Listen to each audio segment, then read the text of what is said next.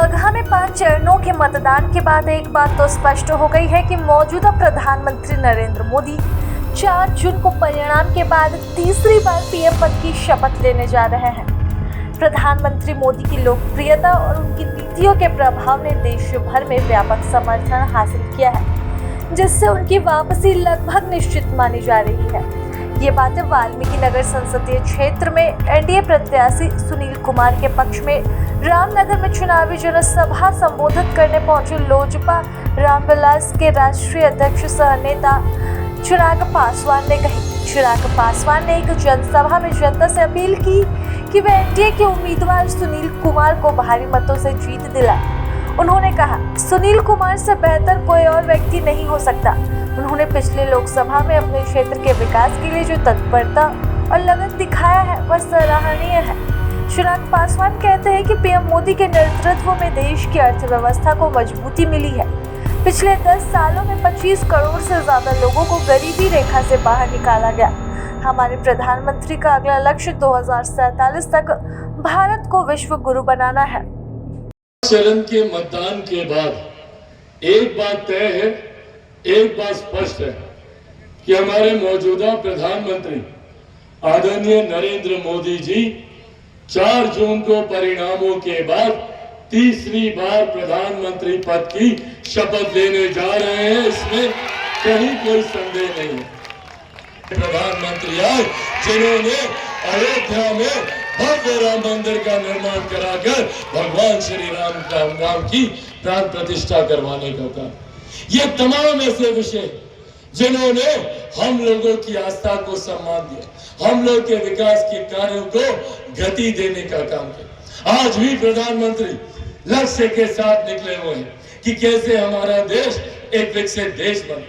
पर हाँ, ऐसे में है कई लोग, तमाम विपक्षी दल के नेता जो चाहते नहीं कि देश आगे बढ़े, वो चाहते हैं कि हम लोग गरीब ही बने रहे।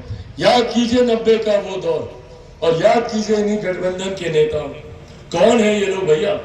ये वही लोग हैं जिन्होंने 90 के दशक में लाठी में तेल पिलाकर हम लोगों के ऊपर अत्याचार करने का काम किया। प्रधानमंत्री जी को तीसरी बार देश का प्रधानमंत्री बनाना है तो हम लोगों की, यहाँ वाल्मीकि नगर के एक एक मतदाता की ये जिम्मेदारी बन जाती है कि हम लोग यहाँ से ऐसे प्रत्याशी को चुनकर भेजें जो कल को संसद में जाकर प्रधानमंत्री जी के बगल में बैठकर आप लोगों की समस्या का समाधान करने का काम करे। से जुड़ा हुआ विषय है हमें, पर जब देश की अर्थव्यवस्था मजबूत होती है तो हर राज्य का राजस्व बढ़ता है।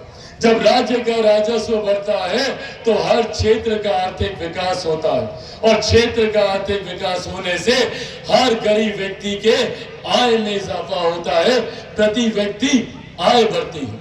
और यही कारण है कि पिछले 10 सालों में 25 करोड़ से ज्यादा लोग गरीबी रेखा से बाहर निकलकर मुख्य धारा के साथ जुड़ने का काम किया। आपकी समस्या को लेकर दिन रात वो तत्परता दिखाना, आज मुझे उम्मीद ही नहीं, विश्वास है, और मैं चाहता हूं कि इस विश्वास को आप भी बरकरार रखें। दोबारा एक बार सुनील भाई को यहां से भारी मतों से जिताकर भेजे, ये वादा चिराग पासवान आप लोगों से करता है कि विकास के कार्यों में कोई त्रुटि, कोई कमी इनसे नहीं रहे। प्रभातखबर.com, विश्वास वही, रफ्तार नहीं।